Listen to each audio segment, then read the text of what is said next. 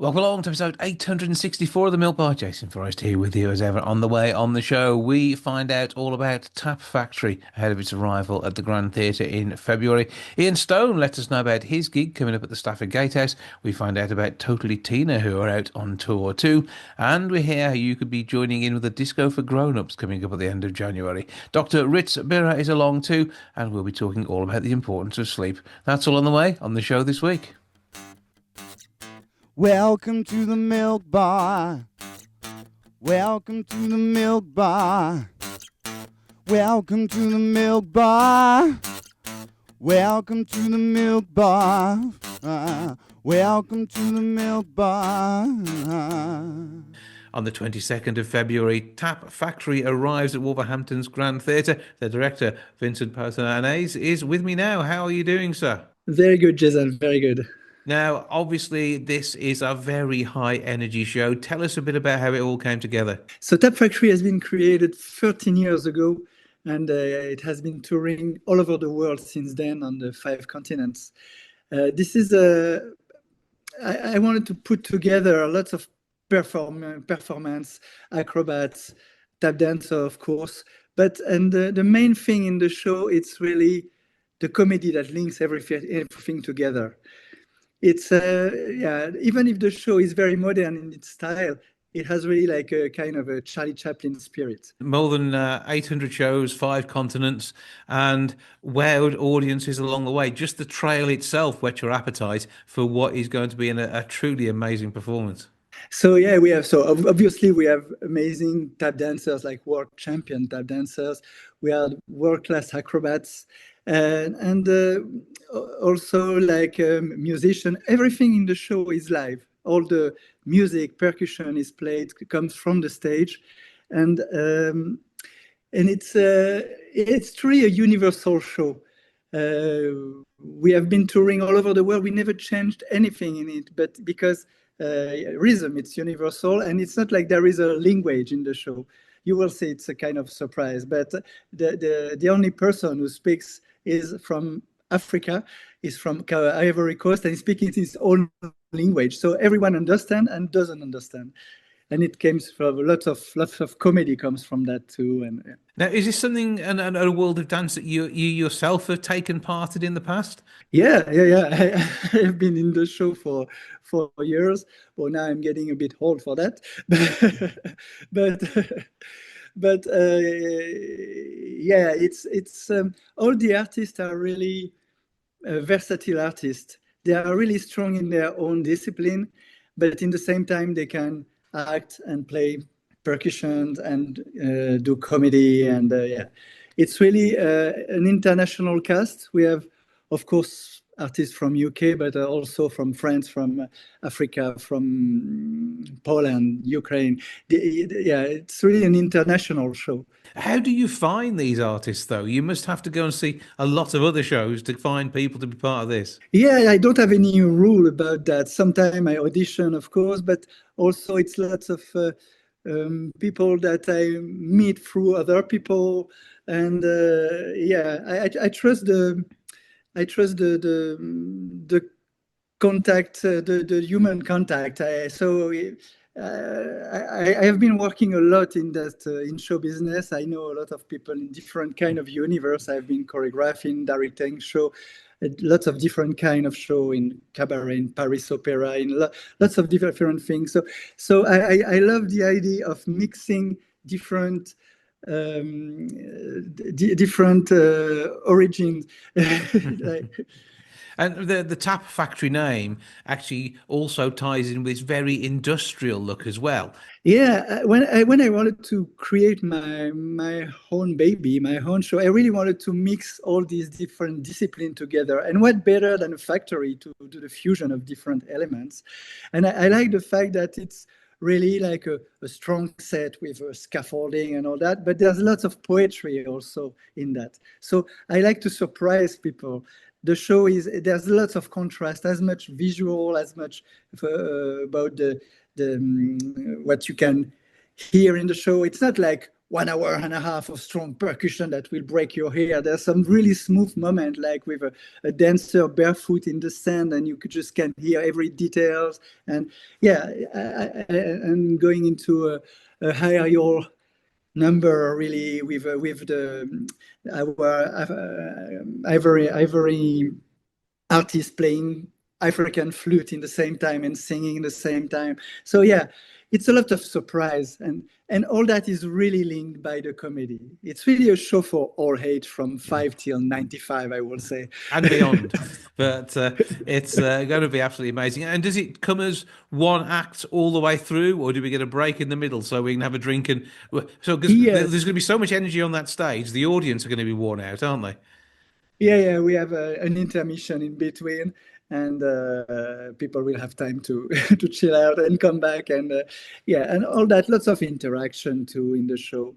It's a fun evening. The first goal of that show is that people go out of the venue with a big smile on the face. Fast and furiously funny is the strapline. Tap Factory is the experience you want to enjoy. It takes place on the 22nd of February at the Grand Theatre. grandtheatre.co.uk is where you can go to for tickets, or call the box office on 01902 429212. Vincent, have an amazing time with the show. Are you going to be tempted to join us on stage, or are you going to be enjoying watching in the wings? Yeah, I will come. I will do a couple of numbers. Okay, we'll expect nothing less of you. Vincent Pausanias from Tap Factory, thank you for joining us. Thank you very much.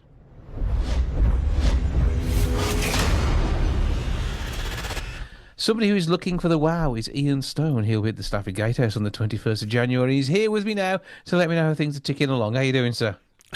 I'm all right. I am looking for the wow. Yeah, that's what I'm doing. I went to the Arsenal today, and that was pretty wow. So I'll take that. That's all good. So, I mean, when it comes to gigging, I mean, there are comedians who often will go out and do like one-off nights, performing here and there. When you've got a full show like this one, though, it completely all encompasses your time, doesn't it, when you're out on the road? Do you know what? Actually, once you know what you're doing, and by the time Stafford Gatehouse comes around, I will know what I'm doing because I got a couple before then. Then the show sort of you just do the show and you're playing around and what have you, so you can think about other stuff during the day. It's quite nice, really.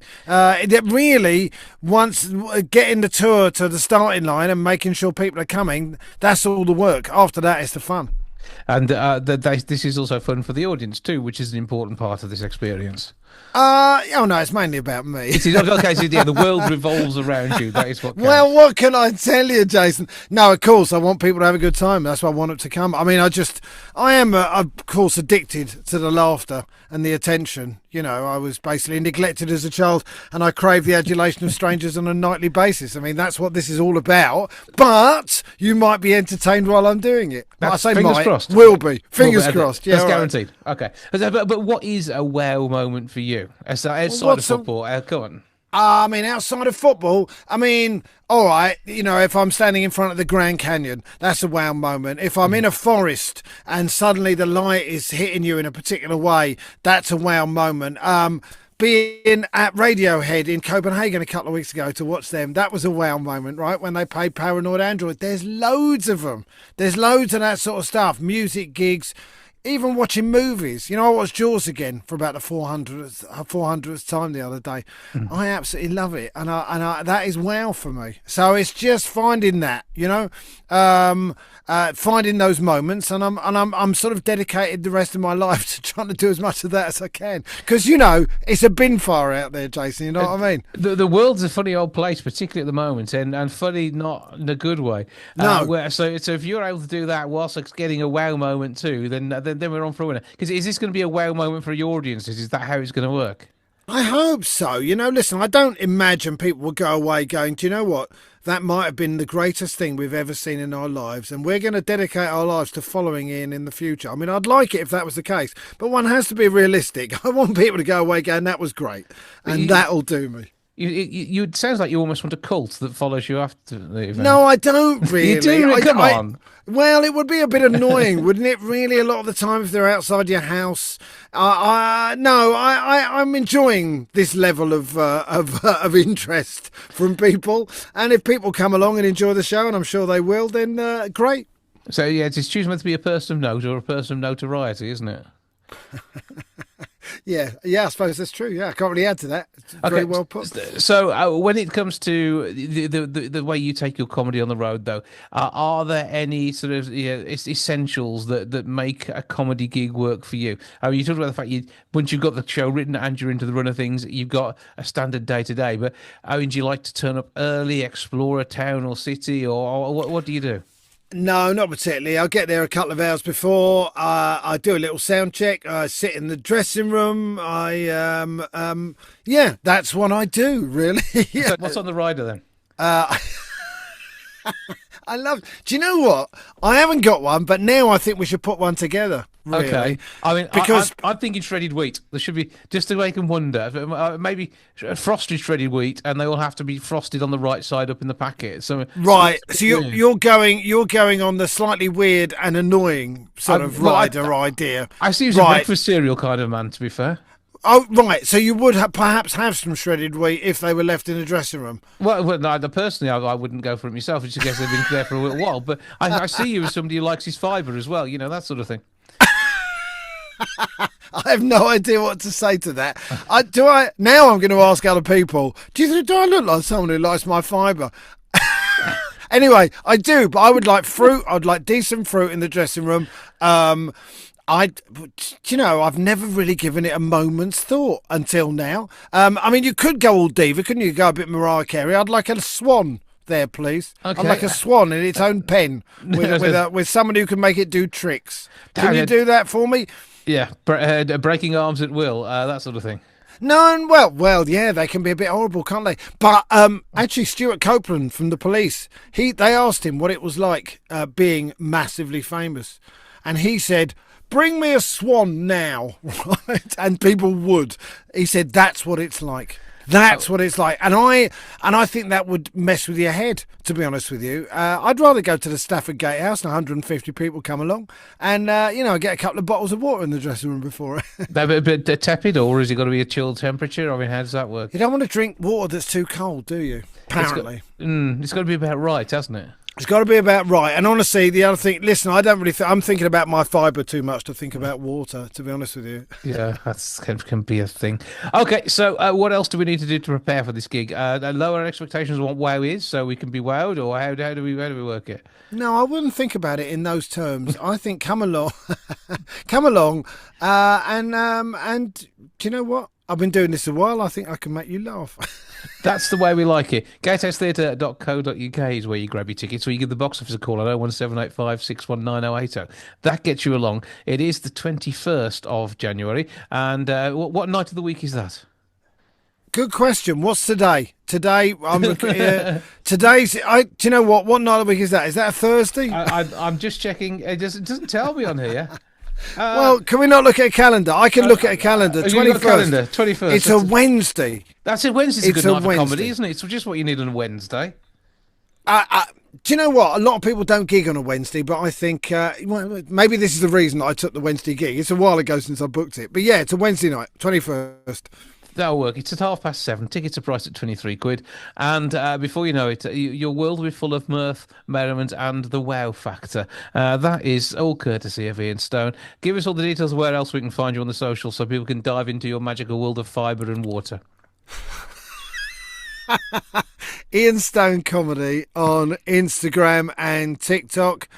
And I'm on Facebook as well. Just look for Ian Stone. And I'm putting out clips and come and say hello. Yeah, go along, become part of the cult, follow him around, eat cereal in his presence, and make the world a bit of a more wow-filled place. Ian, always a pleasure to speak to you. Thank you for joining us. Have a good gig. Thanks, Jason. See you soon.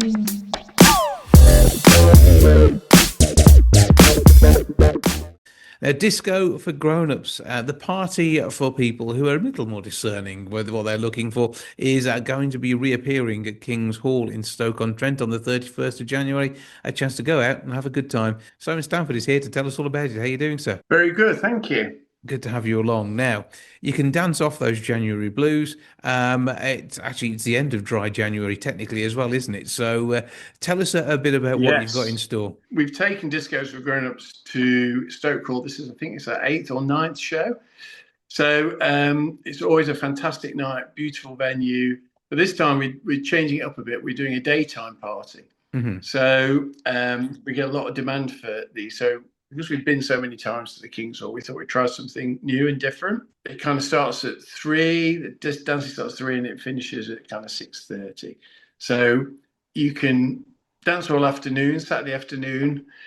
No late night waits for taxis. You can pick a takeaway up on the way home, back in time to watch night TV if you so wish to. But it's a great way of doing of coming to a disco, because it's not a late night event, and not everybody wants to stay up till 11 o'clock midnight to dance. So it works really well. We've done quite a few across the country, but this is our first time at Stoke, and we've actually got some surprises in store.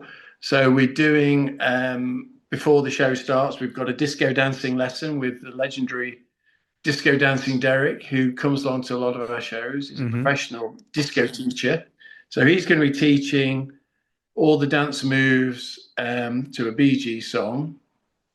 I bet you can guess which one it is, Night Fever. Yeah. And for like half an hour before the show starts.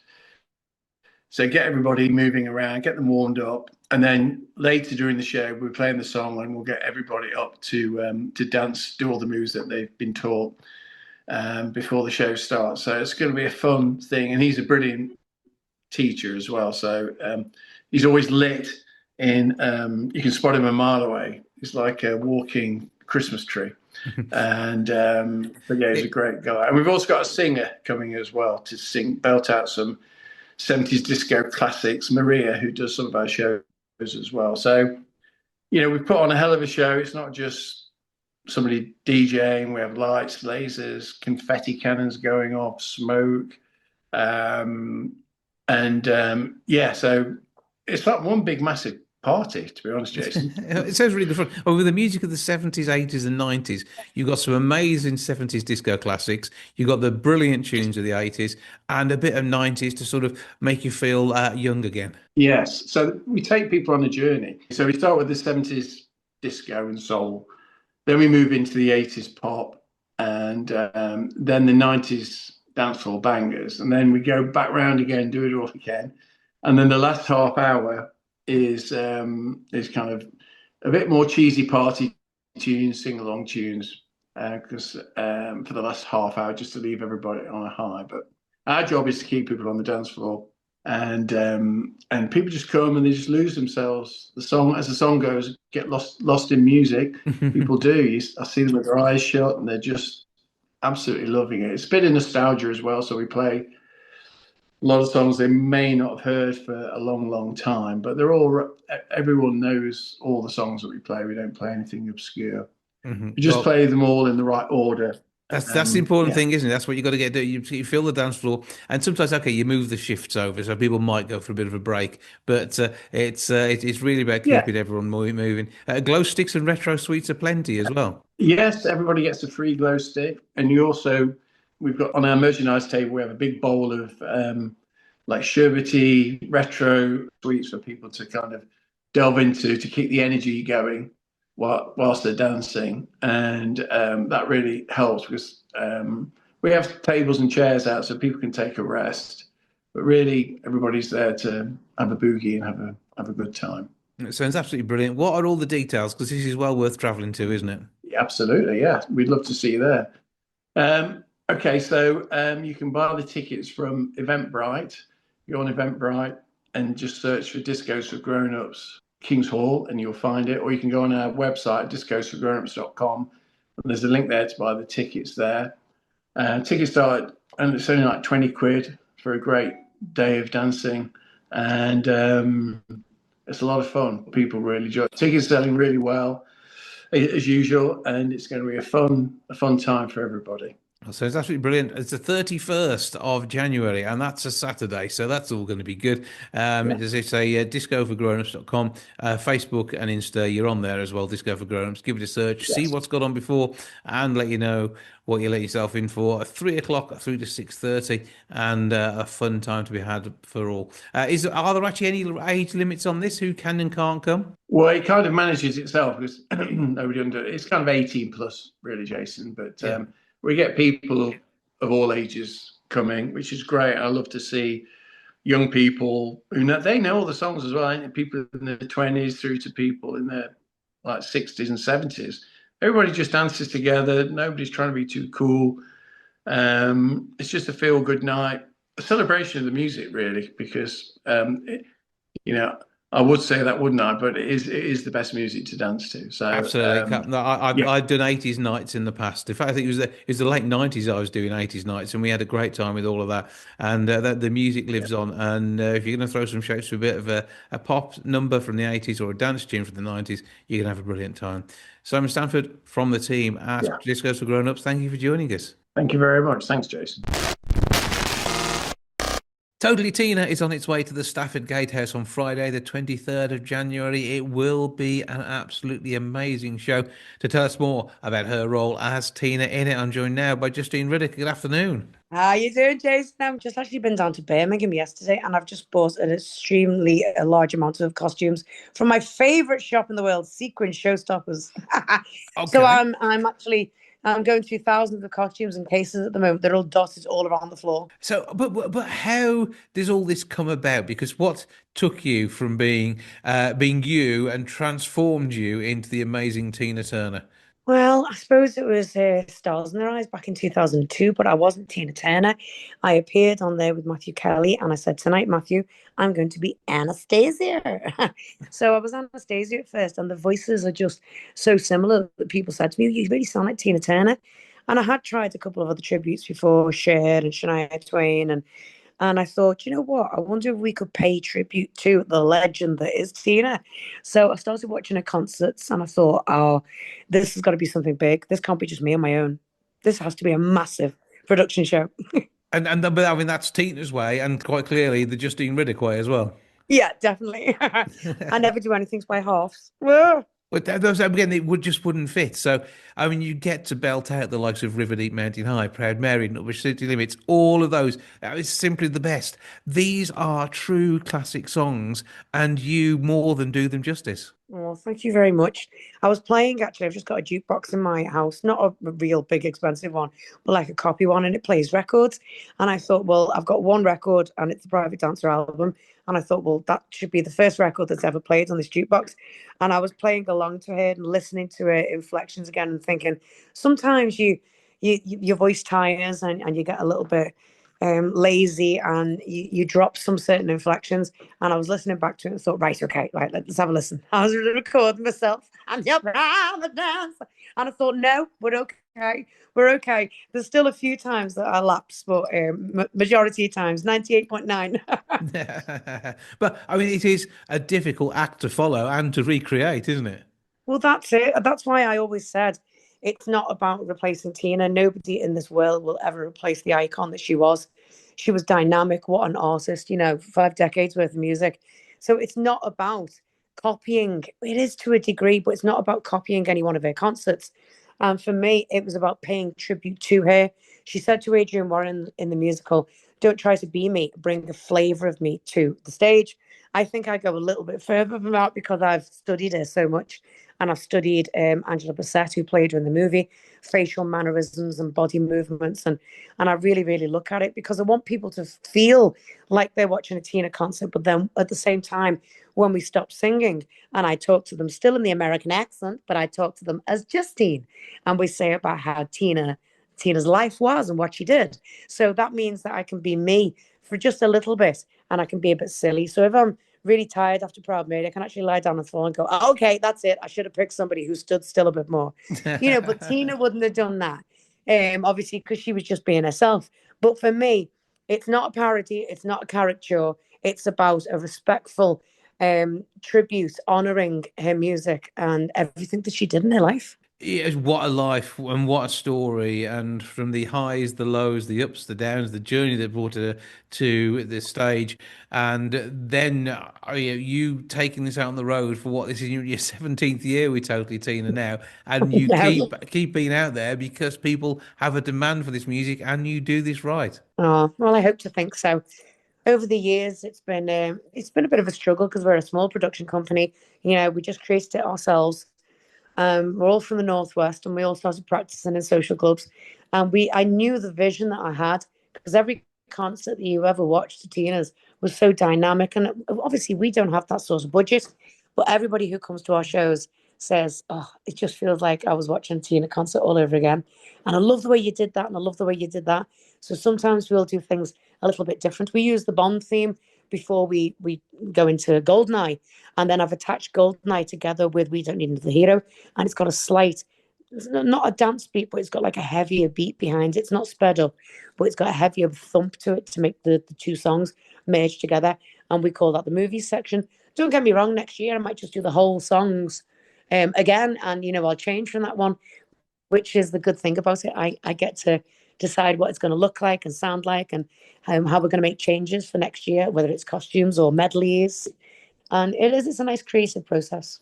Keeping it all fresh, keeping the music alive, and keeping audiences dancing in the aisles. And it's going to be a great one over at the Stafford Gatehouse. All, as I say, going on the 23rd of January. People can see what you do online as well, can't they? Yes, we have our website, totallytina.co.uk, or we've got our socials. You can always watch day-to-day happenings, which is Totally Tina UK on Facebook or Instagram. So there you go. I'll Simple have as to get that. into TikTok more. Well, I think going viral is just going to be guaranteed if you are doing so much stuff on so many bits of socials. Because, as I say, the sound and the look is amazing. It's going to be a brilliant show. Gatehousetheatre.co.uk 01785 619080. That's how you grab your tickets. Get along, be there, enjoy the party. It's a Friday night. You can't go wrong with it. It's the 23rd of January. It is Justine Riddoch as Tina Turner in Totally Tina, alongside an amazing band on stage. Thank you. Have a Yes, better brilliant shake your one. tail feathers, everybody.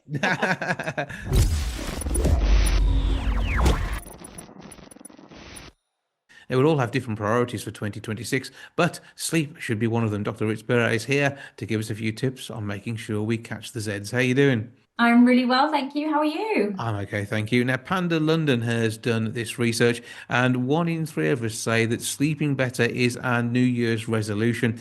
Now, hopefully, people have managed to have a good night's sleep sometime, at least once this year, but it's not always that easy, is it? No, and I'm really glad they've done this research because basically what it is showing us is that, poor sleep is going to impact our mood and our well-being. And sleep isn't something that, is a nice thing to have. It's actually, when we don't have good sleep, it impacts our day-to-day functioning. But the encouraging part is that many people want to improve their sleep and their bedtime habits. But the missing piece is that they just don't have those, practical, repeatable strategies that makes it easy to follow through with. Things like blue light just before you go to bed, i.e., playing with your phone, bad news. I know reading a book's supposed to be good, though, isn't it? It depends. So if you are somebody who can, read a few pages, a chapter, and then fall asleep, yeah, absolutely fine. Keep your book in bed, read it, put it to the side, fall asleep. But if you're someone who stimulates you, if reading stimulates you, if it wakes you up, then actually I'd be saying keep reading to another part of furniture, really. So maybe doing it on a chair, whether that is in your bedroom or somewhere else, maybe in your lounge space. So then that the bed is really the cue that your brain is getting is my bed is just for sleep. And then trying to make sure that you do mentally switch off as well. Counting sheep is really a description for getting the mind to sort of rest. I mean, I like to dream of what I'm going to do with my lottery win. That's one of the things that gets me to sleep. I've got some good tips. So one of mine is something called cognitive shuffling, and it's a great cognitive tool that you can use if you're an overthinker. So what we do with cognitive shuffling is you pick a word. So let's, for example, use the word panda, and then you think of random words for each letter. So for P, you go puppy, potato, picture.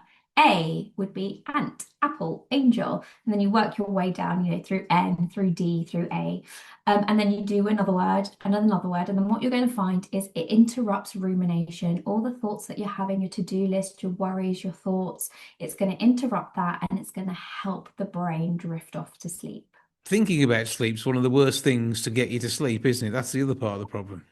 It just adds the pressure because it just, it impacts your nervous system and it puts you in fight or flight mode. The pressure to solve it. I have to get this 8 hours of good sleep. It's going to raise your stress and keep your nervous system switched on, which is why things like, the cognitive shuffling, even breathing techniques. So breathing in for 4 and then a longer exhale, breathing out for 6.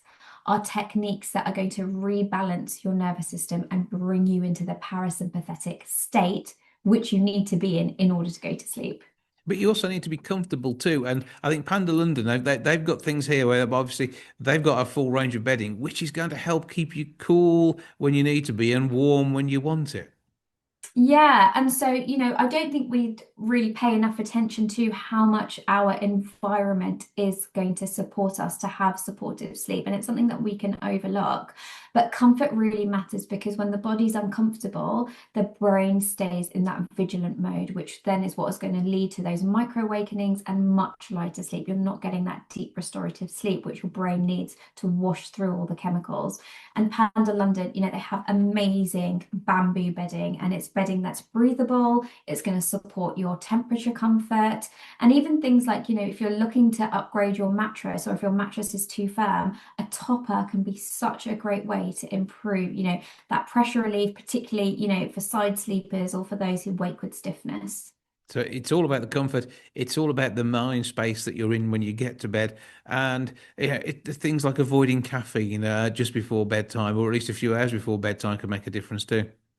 Yeah, because you need to realize that you sleep when you feel safe. So that's why, to think of your bedroom as a set of cues for your nervous system to be calm, to be safe, to be off duty. Keep the room dark, keep it cool, keep it quiet if you can. You definitely don't want to be having caffeine anywhere between 3 to 6 p.m. When you're thinking about going to bed around between, let's say, 9:30, 11 p.m. So keep the caffeine at bay, and also that blue light, at least shutting it off for 1 hour before bedtime.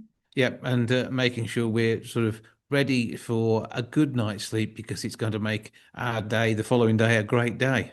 Yes, let's set ourselves up for that. Where can we go for more information on the survey and, of course, get your sleep tips? So more information, head over to NHS, the NHS website, which has fantastic information and practical guidance on healthy sleep habits and approaches as well for insomnia.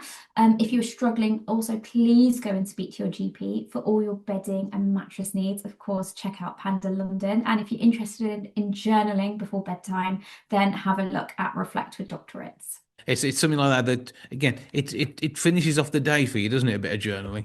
Oh yeah, that's exactly why I created my journal app, because it allows you to really look at your day from a more balanced and holistic perspective. The research in psychology shows most people's intrusive thoughts start to really ramp up about 7 o'clock. So evening journaling can be a fantastic way to consolidate your day, and often look for things, that you probably haven't paid attention to, like, what are you grateful for? What's your 1% improvement for tomorrow? And actually, what's your goal for tomorrow? Well, Dr. Ritz, consultant counselling psychologist, thank you for joining us, and may you have a good night's sleep. Thank you. You too. Sleep well. That's all for this week. Thank you so much for joining me. Back with episode 865 next week. I'll see you then. Ta-ra for now. Goodbye from the milk bar. Goodbye from the milk bar. Goodbye from the milk bar. Goodbye from the milk bar. Yeah. Goodbye from the milk bar. Yeah.